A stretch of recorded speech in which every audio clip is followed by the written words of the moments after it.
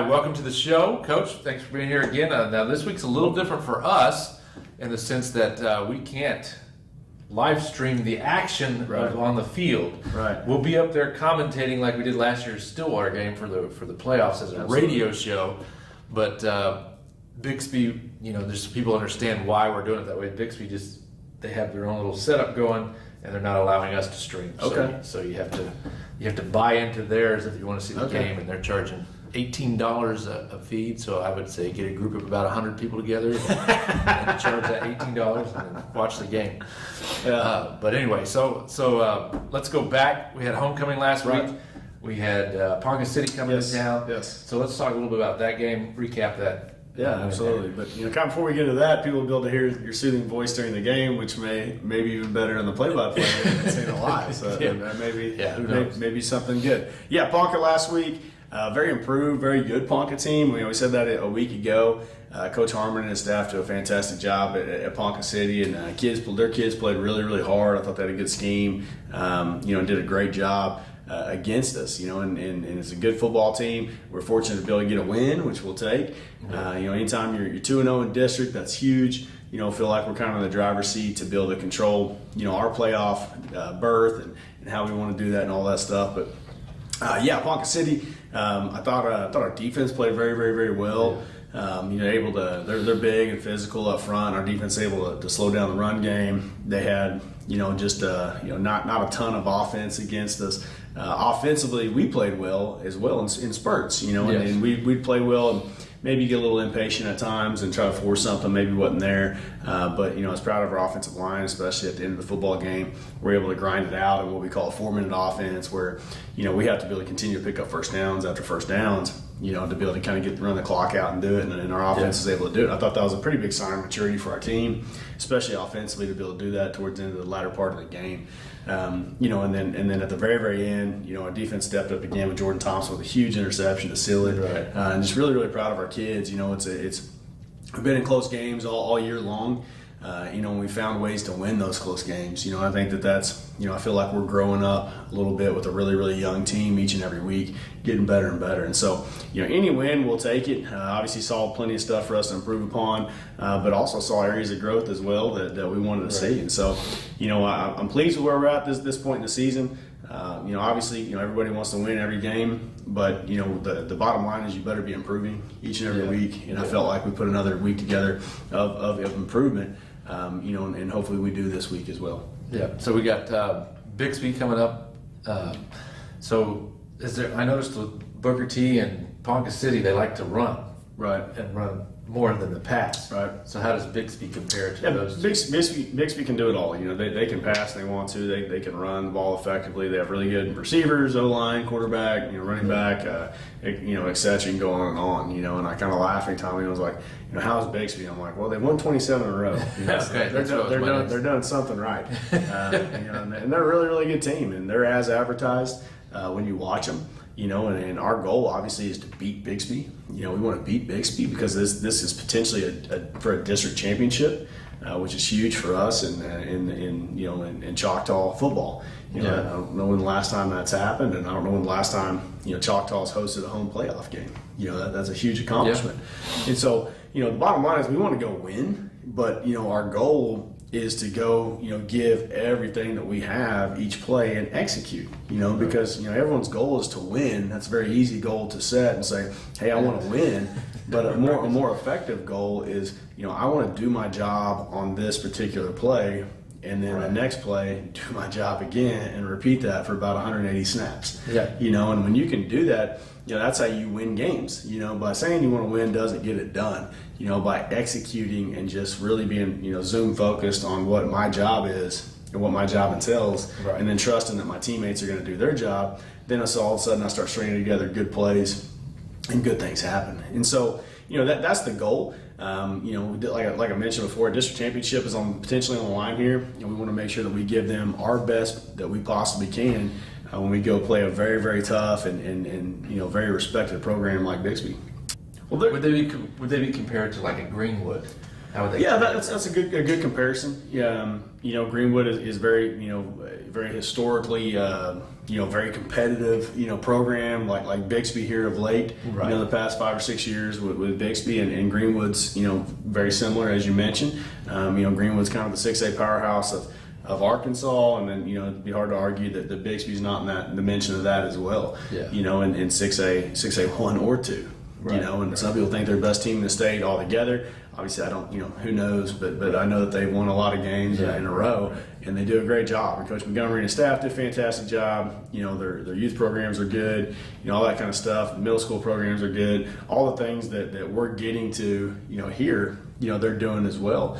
And so, anytime, I look forward to these games. I like these challenges. That's why we went out and scheduled a Greenwood, Arkansas, and things like that. We didn't have to play Greenwood, Arkansas. We didn't have to play any of those tough non-district teams, Springdale and Van Buren. But we chose to. And we chose to because ultimately we want to be the best. And to be the best, you have to beat the best, like everybody says. But you like those challenges. And we tell our kids that challenges are opportunities. And you don't get an opportunity like this very often. And we want to make sure that we come in and give them our best. And let the chips fall where they may. But obviously I'm aware of surroundings and things like that, and to think that we're a favorite, is just not the case. And so we're fully aware of that. But we want to make sure that we're continuing to grow as a team and as a program, and represent Choctaw in our community in a good way every single time we take the field. So we look forward to Friday night. We've been looking forward to this one for a long time.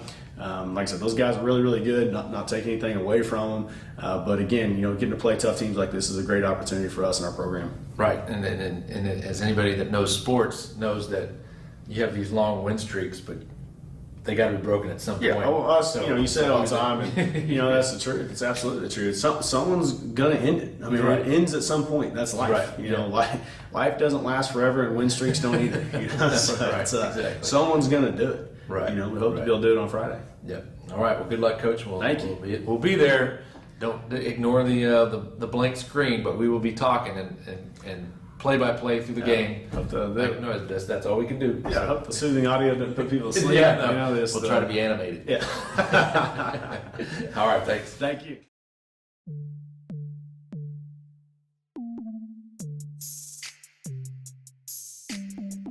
All right, welcome to the Dooley pregame show. Yeah. This is pre-recorded. We are banned from bringing any cameras on campus.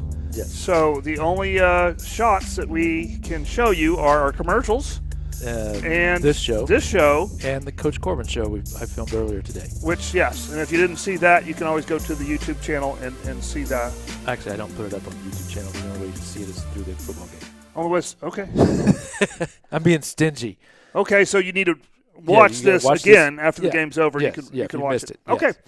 So that's what's going on. So we're here, and we're doing a radio show today. Right. So we got one of our students, Izzy Baker, put together the little radio that you'll see on the screen here in a little while. That's not an illusion. That's just to tell you that we are on a radio broadcast, and there is no video. No video. Yeah. But we'll have the scoreboard. And we'll try to be a little more in detail. We'll try to help you do a radio show. Right. And so I know my voice can be kind of soothing and maybe put some people to sleep, so I'll try to jazz it up a little bit. Okay, well, mine is not soothing. No, you're always alive. It tends to maybe annoy or irritate, but we'll try to keep the excitement up. That's all right. But let's talk a little bit about Bixby and see what we got going on here. Yeah, I got some little sticky notes here. So we're talking about Bixby. They have dominated 6A2 in as far as the state championship category because nobody else has won one except Bixby. So I went back and kind of tracked a little bit about their history of football, and so I went to the very last of 6A1 before 6A2, and they were 6-4. And a lot of their records were 5-5, 3-8, 3-9, or 2-9, whatever. So very similar to what our records look like pre-6A2. Okay. And then as soon as 6A2 came, they jumped on top in 2014 with a 12-1 record. And then they struggled a little bit in 2015, 2016, 2017. Still had some pretty impressive wins and, of course, won the state title. But here's the kicker. 2018 comes along. They lost their very first game was against Jinx. Okay. That was the 6A1 school, that was August 24th, 2018. They have not lost since. Until maybe tonight. Until tonight, yeah. Until tonight. Because Coach Corbett and I talked about all streaks, all things must come to an end. Right. So why not us do it? Yes, yeah, right? Might as well. Yeah. So that piqued my interest of, okay, if they're on 29 wins in a row, what is or who is, if you can figure out and maybe come up with a name, what team has the longest win streak in Oklahoma high school football? High school. I was going to say that's University of Oklahoma. Yeah. With the, I think that's, 45 in a row? 49. 49, okay. But I will tell you this team has less than 49. Less than 49, okay. Yeah. So think powerhouses back in the day from all See, it's got to be back in the day. I'm going to go with just an old school, traditional powerhouse football program, Douglas High School. Douglas High School had 46 wins in a row from 1944 to 1948. So I was right. You were right. So right around the same time OU was winning, Douglas was winning. Okay. So interesting there. But Ada did 42, 1993 to 1996. So that led me to think, okay, what's the nationwide, the longest win streak in the United States high school football in the history? So it brought me to a team out of Concord, California. De La Salle. Here's the years that they won, so then you can mathematically compute how many games you think they won in a row consecutively. We have 1992 to 2003. They did not lose a game until 2003. So that's 11 years, right? Yeah, 11 years. So let's figure out. So you're thinking 10, 11 games a season, so that's at least 110.